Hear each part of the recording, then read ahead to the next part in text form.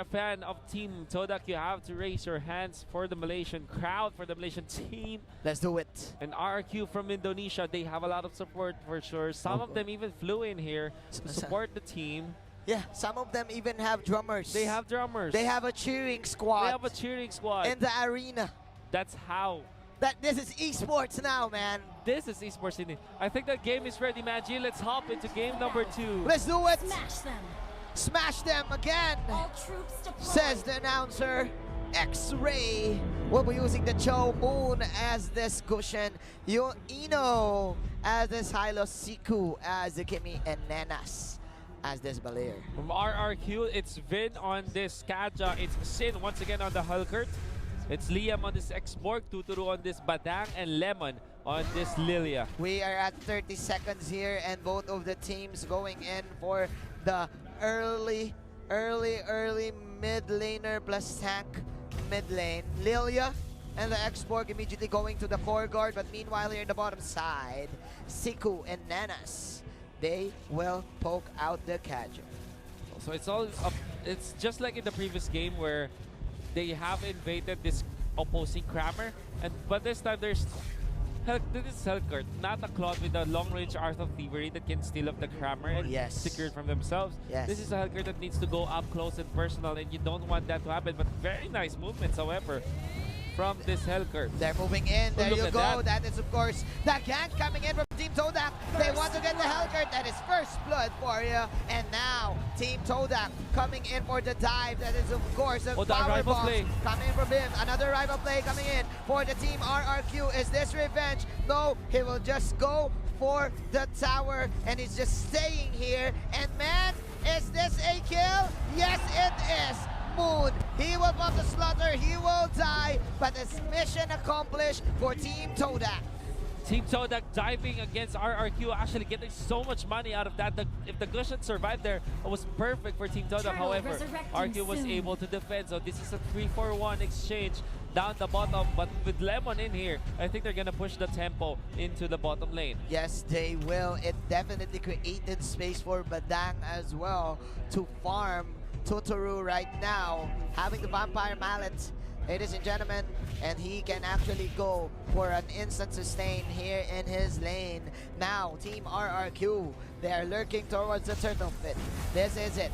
They want this. Lemon is at level 5. Ino doesn't even have the Glorious Pathway yet, waiting for the right time and right opportunity to strike. A slither of experience needed. There you go. All of the ultimates are now online. It's the Gusha. You don't want to give the buff to Gusha, Manjin. You don't want to give the turtle buff to this killer type of. And if you are the Lilia, you really want to secure this as well. Wave the Dragon's committed. There's going to be a pick of the Glorious Pathway in there as well. They're chasing the Kaja, but the Divine Judgment is going to be there for the clutch play. Almost taking down the Gusha, and the turtle taken by Badang. RRQ, how are they finding these victories? They want X-Borg. They want X-Borg. Okay, that is 1-for-1 exchange. Here comes the Ring of Order once again. Last hitting 2, but nice miscrack right here from Badang and the Deadly Groove coming in from the damage. X-Ray, is he the X-Factor? No, because look at this. Punch, man, Totoro with the punches. He's the better boxer this time, Manjin, comparably to the Cho. I want to have to give it to Vin. Vin played amazingly well. This is why they first picked the Kaja, the comfort, the mastery of this guy on controlling this hero. If there's a replay, I wanna discuss, I wanna dissect how he did it, but actually what he just did was to survive, have the clutch, Divine Judgment into the flicker, into the turret, and was able to even kill off one after that. Exactly, Mr. Wolf, but as you say this, hold that thought. That is Liam right there, popping the Dragon Armor, but again, the Gacha with a Flash Divine Judgment to counter go. That is the Law and Order coming in from Ino. He will pop the Ring of Punishment. Will he kill Liam? Yes, he will. Finn is here once again. There's no Divine Judgment. Searing Torrent coming in from Nanas. Lemon, he is quite low, but Finn is taken from the side. The Helkert, that is the Blink, that is the Deadly Poison Stinger, inflicting more damage. 6-6 is the score. Todak going in the bottom side. RRQ able to trade for a turret, but now they will get even more. They have the Helkert and the Padang. This is heavy hitters even in the early game. 4 minutes and 33 seconds in, a tier 2 turret up top was already taken, and somehow RRQ getting 3,000 gold ahead of Todak even after struggling in the first minutes. Yes, and man, Sin is at level 8 right now. If we're gonna talk about the first skirmish of this game, it is Sin at the bottom lane, just using his ultimate, the Dark Knight Falls, to help out his team. If you're gonna think about it, that is a 4-on-5 clash in the turtle pit. But And, as I say this, oh my goodness, is the Kimmy gonna be picked off? Can they still close out the kill? Xborg is chasing him. It's gonna be a kill on the Cho, but the Kimmy still survives, not for long. As the Kaja finishes off the kill, a 2-0 with RRQ starting with a Divine Judgment layered properly with the Dark Knight Falls. Without the vision, Team Todak cannot save their Kimmy. oh my. And the Searing Torrent wall, the pushback coming in from this Valier is not enough to get the good disengage that they want.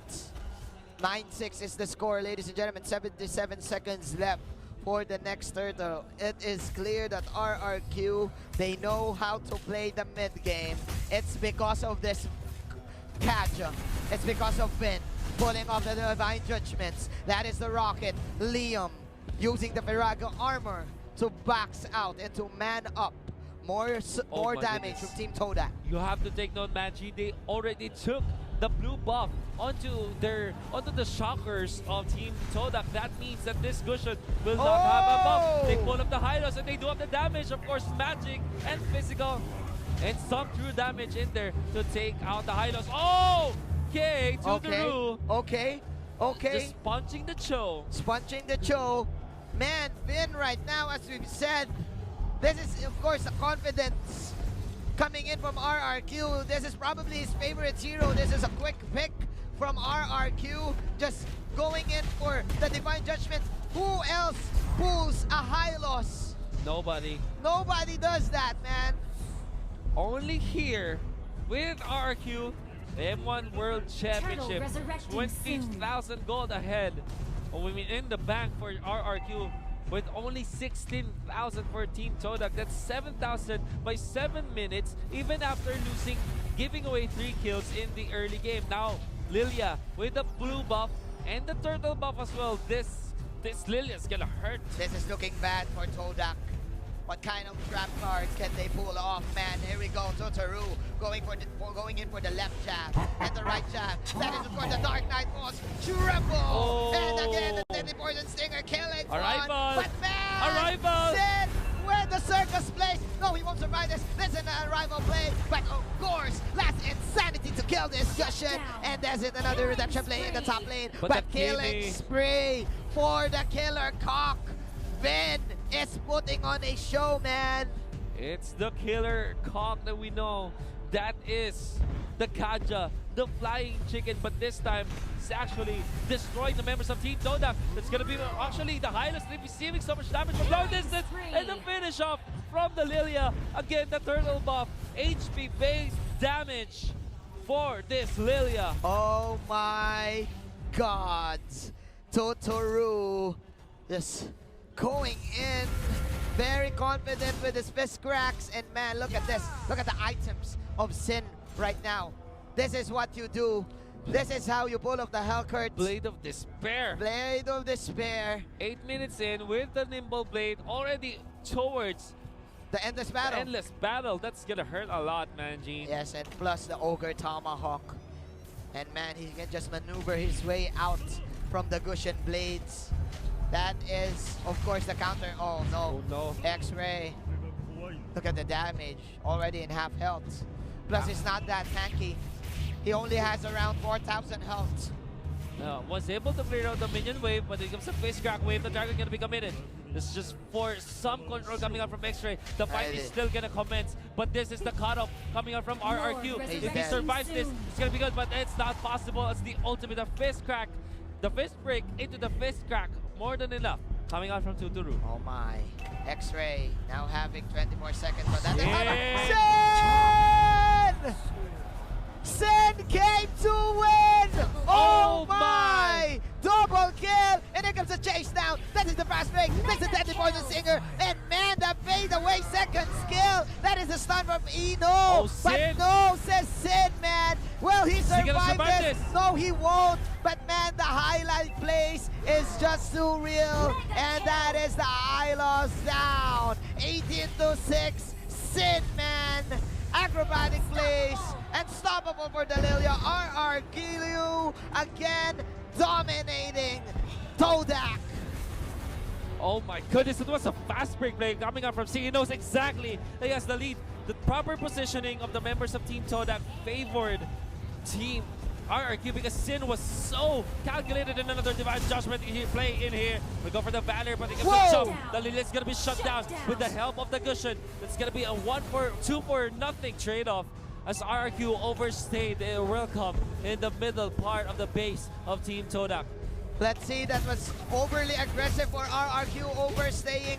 2 heroes falling down. Team Todak, they're hoping for another miracle play. Nice setup coming there for the firewall, but the Lord is at low health. Menace is just pulling off all of the spokes, man. Burning down the Lord this time.